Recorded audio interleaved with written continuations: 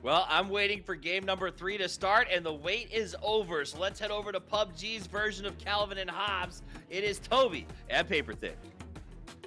Thank you so much once again, Toughies here with... I'm gonna give you Calvin. I think there's a reason behind that I can't quite come up with. But welcome everyone to the third game, PGC 2021, brought to you by Alienware and Toomey. And here we go. Last game of the day on Miramar, on Wrangle, sorry, make that for these 16 teams before we hop on over to Miramar. And I'm liking what I've seen from Ghibli so far today. Up until the very last circle there in the previous game, Paper, they have looked pretty solid. Yeah, it's been aces across the board for sure for Ghibli for the most part. You know, a deuce came up on the river there in that last game, but for the most part, they've looked rather solid. This playing path pretty steep over to the east, and that's not the worst of the, if you could go west or east on Erangel, there's more drop spots on the eastern side, so typically not the end of the world for a lot of these teams. Pero's over on Ferry Pier. It looks like there still is this split in Yaz, but again, Yaz is big enough for two teams, but Ronan's going to go for the cheeky car grab and is going to get away with it. Korn wasn't able to find a gun in time to do anything about it. Insight there to cover just in case anyway. So, yeah, it looks like this one, I think, should just kind of go back to what it has been, Toby, kind of a gentleman's agreement in Yaz. Yeah, doesn't even throw his machete. And that should be the indicator, right? We don't want to fight you because we didn't get the guns too. That seems fair enough. That's a good reason to call for a truce, that you didn't have enough guns to take out your opponents. Also, that M16 takes forever to load, so Elgin, but unfortunately not able to get the shots off early on. Could potentially have been a loss of a bound-on player. But for the repeat on that, I think Korn has the better angle on that particular situation. I think 2Tap just feeling confident knowing who they're going against, potentially, that he can maybe outduel Korn in that situation. But Deva steps out again. He's going to find Americano, and this is your point backed on of my point, where GNL just hasn't had that practice to really be the organization that they need, and they fall right into the trap that you were talking about, going one by one, not going together. You just don't. You just don't do that. You have three players next to one another. In the meantime, now Bound Up trying to clear out the guys in this compound. They will succeed in doing so, but why not go together? If they didn't know where it was, fair enough, but oh my lord, Deva really doing damage here, only taking a bit up against Korn now. It's a very doable fight here. Flash should be good. Second one thrown, third one might be thrown here as well. Gotta time it right though, don't over-peak it.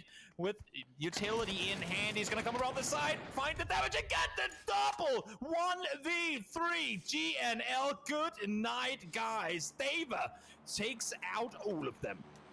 Oh, Deva just played that so darn well. Hits that opening shot with the barrel, gets the headshot and the knock, and then it stuns out the door to give it. But they are sending at center. Not something you see too often. Maybe they didn't expect there to be many people towards Comiskey. I think that's real. Oh, we don't rear your teammate Spiro. Get away from here. They are pulling up on the city. I don't think they expected there to be anyone here, but surprise, surprise, Patrico is there waiting for you. Oh, that's 2 down for VP. They're going to have to settle up outside of the city and see if they can regroup, and there's not going to be much they can do, and they don't even get there. Pero just shuts that down easy as you like. Bound United trying to make their maneuver in between a couple different teams, kind of following in the footsteps of VP here. They might come up a little bit short, but Diggory waiting with that M4 around the side of the tree, gets a decent opening spray, but it's going to be Godace, going to get the better of him and takes him down. Nice response here from Balnam United. See if they can recover and get themselves situated. Not really anything Ents can do, being down to 2 already, trying to maintain control on that hillside. Not really an option for them. Heroic. Kanaxi going to be pushed around the corner, stun. He's going to slow things up for a second. Quizzy going to try to reposition. I like the reposition here. See if you can catch God Meow a little bit off guard. The grenade up and over from Alia is so good. Right on the money here. It even hits God Meow hard, and he has to go for the heal. Quizzy still hasn't been able to find it, but another one! Oh, the rainbows from Alia, Toby, are so good. Continuing to deliver. Don't get overzealous here. Wait for your teammate to come down and help you out. We see these two teams both eager to get kills. Na'Vi sometimes folded because they get too eager. Quizzy almost taken down there. Fortunately, thought better of it. Waited for his teammate, and now 2v1. This one should go in the favor of Na'Vi. But let's see if there's something to say about it. Headshot comes in. Body shot to follow. Alia takes him down. Burr him out on 13th. I gotta point this out. Draft King, in the meantime, stole one of those kills off of Buriram and then got 2 knocks onto Heroic, doing his damnedest. He gets taken down by Fury. Finally, another team is gonna make it go. This time it's Ghibli, we're all just yeeting themselves into Petrichor Road here. It is a 2-for-2 so far, but Rustenmar from Ent is watching this and picking up the pieces, finding some points in the bag for his team. Mamu trying to protect around the petrol station here, and he is going to push forward. Spear waiting on the backside, takes a little bit of damage, but Mamu is just better. Ghibli goes down. Petrichor Road again with a successful defense. Who plays Kamiski? Right? Guys, there's gonna be no one in Kamiski. Don't worry about it. Second seems to think so. Second seems to fall down. Trying to take control. Rustenmar, solo player, continuing to wrap up points for ends. Baunam thought he was safe. Realizes 3 vehicles there. Goes, well, I guess I'm not alone. Goes down immediately after. Smart play from Rustenmar. Now he's taking damage, and Smash will find him from a distance. Fortunately, falls 10th place for ends as we make our way closer to placement points. Yep, Ibby, nice little spray there on a Honey Badger. Takes him down lickety split. I'm going to be able to clean it up here indeed. But his SLR just backs right off, waits for the reinforcements, waits for the surround to come for the rest of Team Liquid before they try to finish the job here on the Sparking. Punage is pretty well separated from this fight right now, busy with Fury. In fact, he's going to get taken down, and immediately James is right there to knock Dignitas out. And Liquid played this one exactly the way that Buram should have played the last engagement against Dignitas. Because Dignitas had no clue Liquid were slowly pushing in from behind. No clue at all. Similarly to the way that I'm not sure if Heroic knew that Na'Vi were camping underneath. Unfortunately, they do lose Page, the one player that has been really pulling big numbers here today. So we'll see if the remaining 3 from Heroic can battle off against Quizzy and Alia down the hillside. In the meantime, Team Liquid from up the hill knows that now they have to make a run down this hill. Do we crash into BBL? Do we try to wrap north around? I wouldn't expect them to take the fight to Fury just because I think there's better space in the north, but let's see what's going to happen here. Quizzy instantly down to the nade from Nowick. All right, Alia going to try to see if he can salvage it. Has to kind of work around his teammate there, but Nowick going to come through here and finish the job.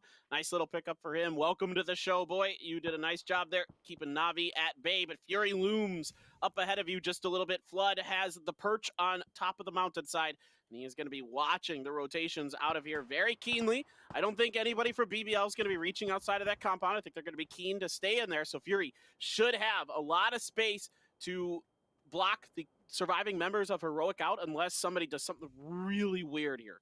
Liking that he's not overcommitting to the peak too. Knows that at least at some point there were Liquid players up the hill. They have committed Waikikamukau to kind of maintain the control or the contain of the hillside, and now realizing, or at least maybe getting the call from Waikikamukau that they have indeed left the hilltop, he can now start shooting down towards the 2 remaining players from Heroic.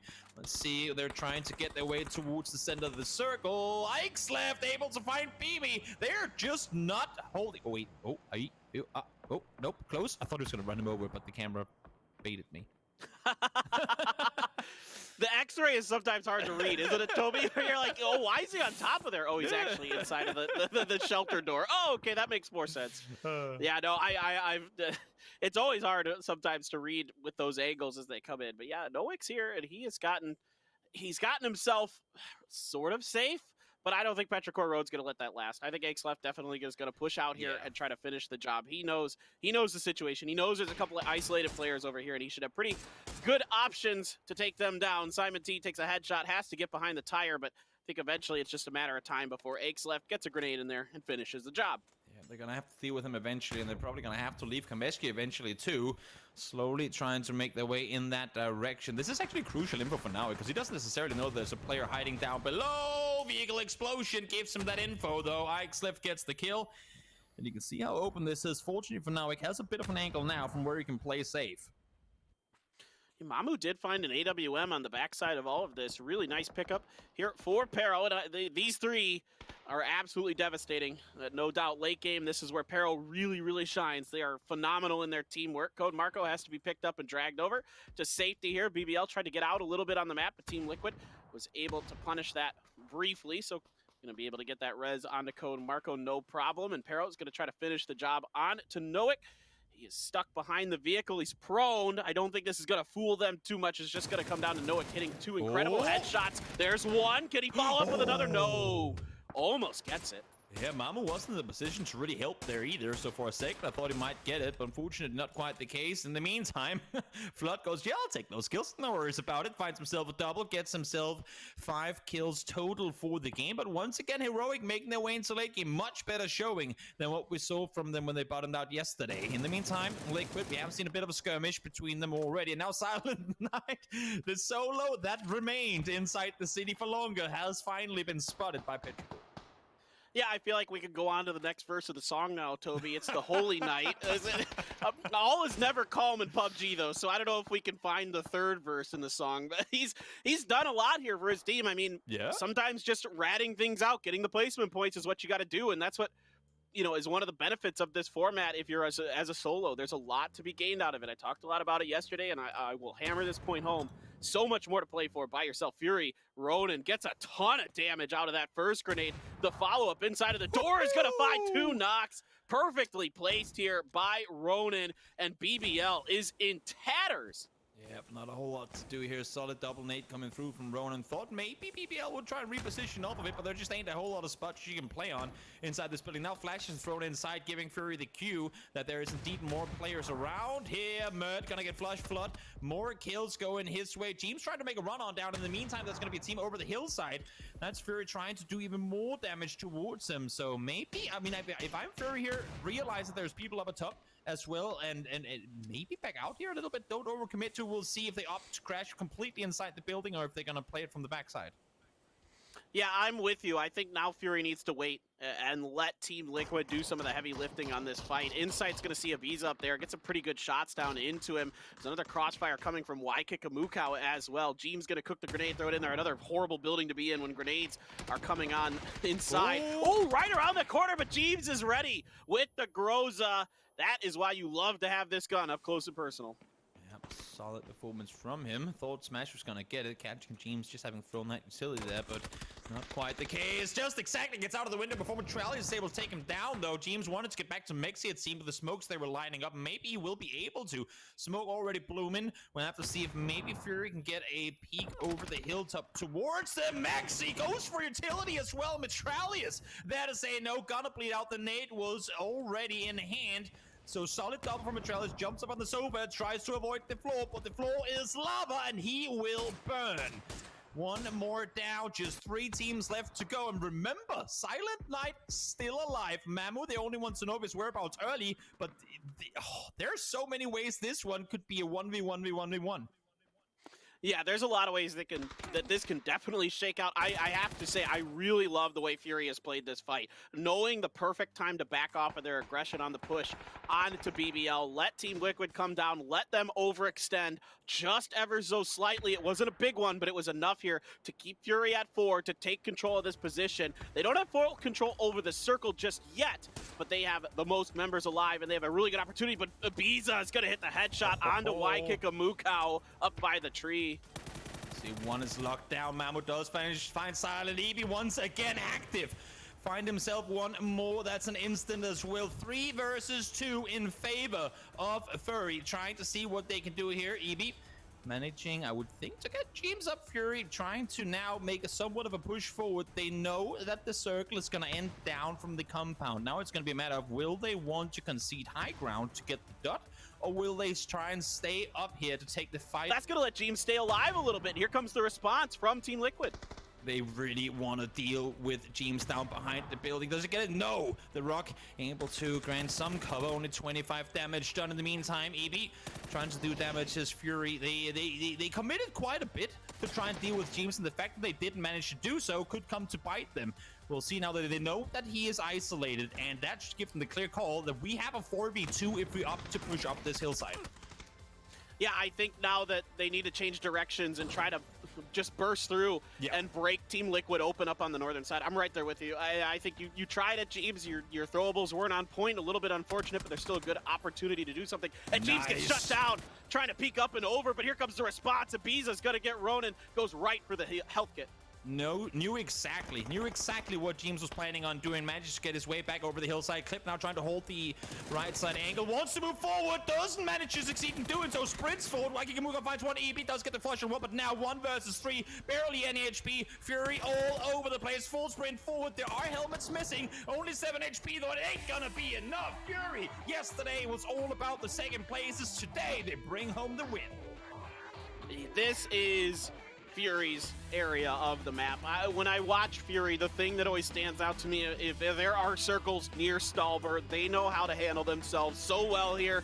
The decision to not overcommit on to BBL during that fight, to let Team Liquid do some of the heavy lifting. Team Liquid loses a member, Fury comes out with it. But guys, let's send it back over to the desk to break this one down. Rage, Fury, and